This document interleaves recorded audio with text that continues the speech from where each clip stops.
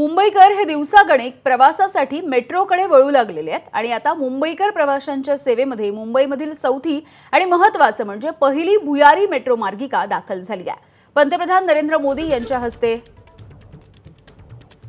या मार्गिकेचं उद्घाटन झालेलं आहे आणि आजपासून पहिली भुयारी मेट्रो मार्गिका ही मुंबईकरांसाठी खुली होतीये। आणि याविषयी बोलूयात, अभिषेक मुठाळ आपल्या सोबत आहेत। अभिषेक,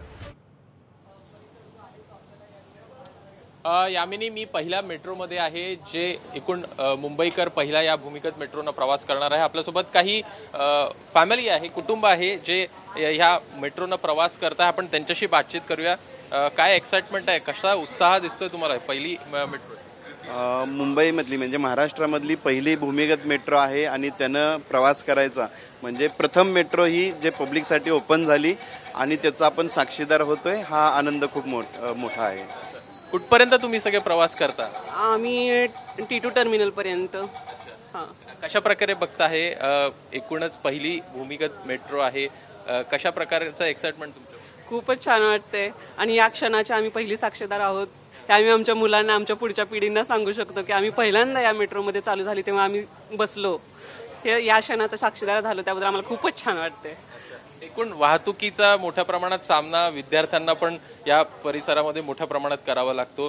प्रश्न सुटेल असं वाटतं तुला? नक्कीच, आणि खूप वेळ वाचेल।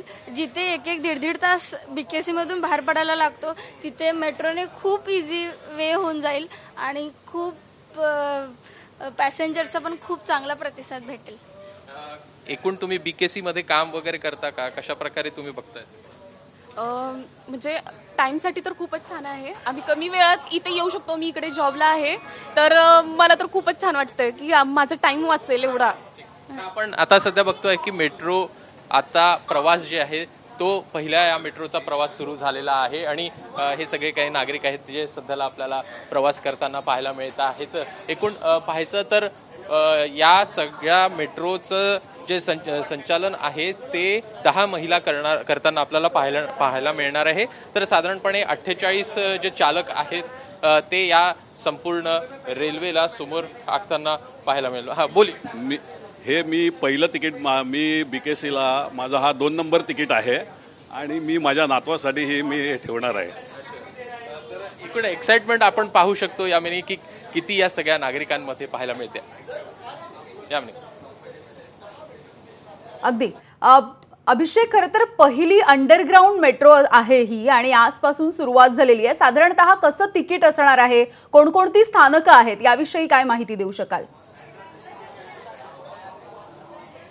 सध्याला जर पाहायचं तर BKC हे पहिलं स्टेशन आपण म्हणावं लागणार आहे। BKC ते आरे पर्यंत हे 2 मुख्य स्टेशन असणार आहे ज्यामध्ये हे संपूर्ण मेट्रो आपल्याला प्रवास करताना पाहायला मिळेल। इथून वांद्रे कॉलनी हा पहिला टप्पा असणार आहे BKC पासून।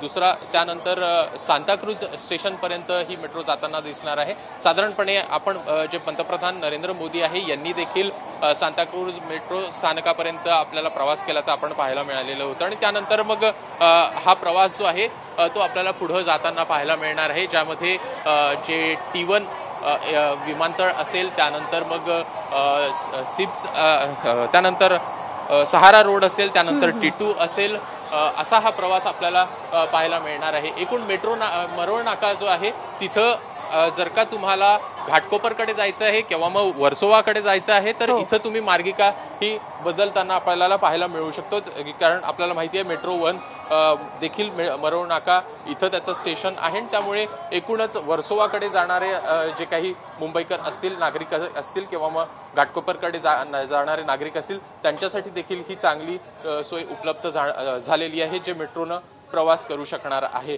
तर साधारणपणे मरोळ नाका, MIDC अंधेरी, सिप्स हा परिसर जर का पाहायचा तर मोठ्या प्रमाणात आपल्याला IT असेल किंवा मग MIDCचा हा परिसर असल्यामुळे अनेक जण आपल्याला तिथं प्रवास करताना पाहायला मिळतात।